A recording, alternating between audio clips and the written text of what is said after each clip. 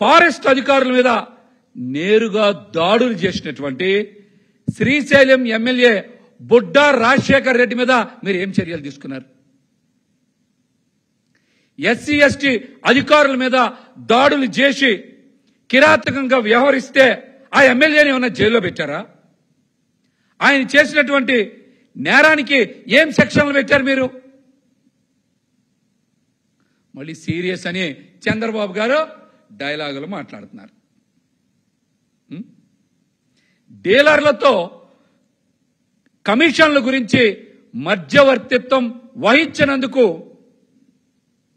అచ్చెన్నాయుడు తనని బదిలీ చేశారని చీఫ్ సెక్రటరీ గారికి నేరుగా ఆగ్రోస్ జీఎం మోహన్ లేఖ రాశారు. ఆ లేఖ రాసింది వాస్తవమే కదా, ఆ లేఖే ఒక సాక్ష్యం కదా. మరి అచ్చెన్నాయుడు మంత్రి మీద ఏం చర్యలు తీసుకున్నారు? కనీసం దర్యాప్తుకైనా ఆదేశించారా?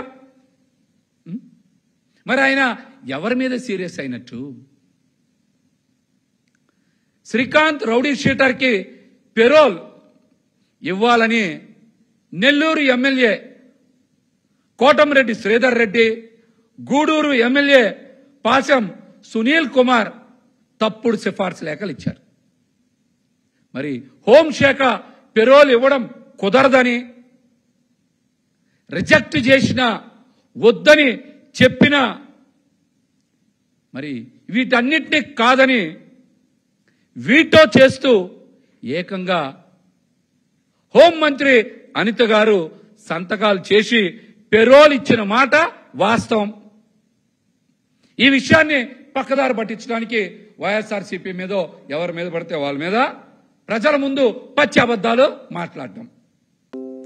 ఒక్కళ్ళ మీదైనా సరే చర్య తీసుకునే దమ్ము ధైర్యం చంద్రబాబు నాయుడు గారికి ఉందా?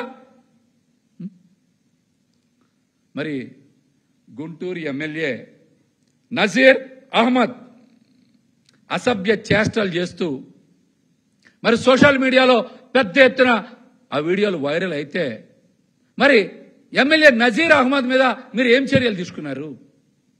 ఆ వ్యవహారం బయట పెట్టారనేటువంటి అపోహతో ఒక మహిళని ఇష్టానుసారం వేధింపులకు గురి చేస్తే ఆ మహిళ కూడా ఆత్మహత్య ప్రయత్నం చేస్తే పాల్పడితే మరి ఎక్కడైనా సరే ఆ మహిళకి మీరు రక్షణగా ఉన్నారా? చెప్పండి, మహిళకి ఎక్కడన్నా రక్షణగా ఉన్నారా? వేధింపులకు గురి చేసి అసభ్య చేష్టలకు పాల్పడినటువంటి నజీర్ అహ్మద్ మీద, ఎమ్మెల్యే నజీర్ అహ్మద్ మీద మీరు ఎందుకు చర్యలు తీసుకోలేదు? ఇదేనా మీ సీరియస్నెస్ అంటే? దీనికి సమాధానం చెప్పండి. మరో పక్కన పవన్ కళ్యాణ్ గారు కూడా మరి అటవీ శాఖ అధికారుల మీద దాడి చేస్తే ఒక ట్విట్టర్తో ఆయన కూడా మమ అనిపించారు. చర్యలు తీసుకోవాలని కానీ,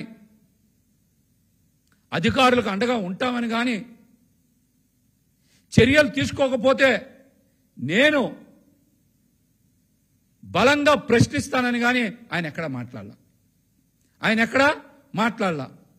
ఆయన ఎవరైనా నమ్ముకుంటే నట్టేట మునిగిపోతారని చెప్పడానికి ఇదొక సాక్ష్యం.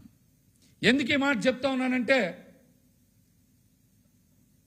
విశాఖపట్నం స్టీల్ ప్లాంట్ అయినా, సుగాలి ప్రీతి కేసు అయినా ఆయన గతంలో ఏం మాట్లాడారో ఇప్పుడు ఏం జరుగుతుందో మనందరికీ తెలుసు. ఆయన మాట మీద నిలబడేటువంటి మనిషి కాదు.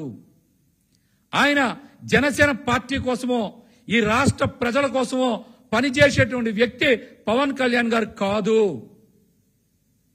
ఆయన వ్యక్తిగత స్వార్థ ప్రయోజనాల కోసమో లేకపోతే చంద్రబాబు నాయుడు గారి కోసం మాత్రమే పనిచేసేటువంటి మనిషి పవన్ కళ్యాణ్ గారు.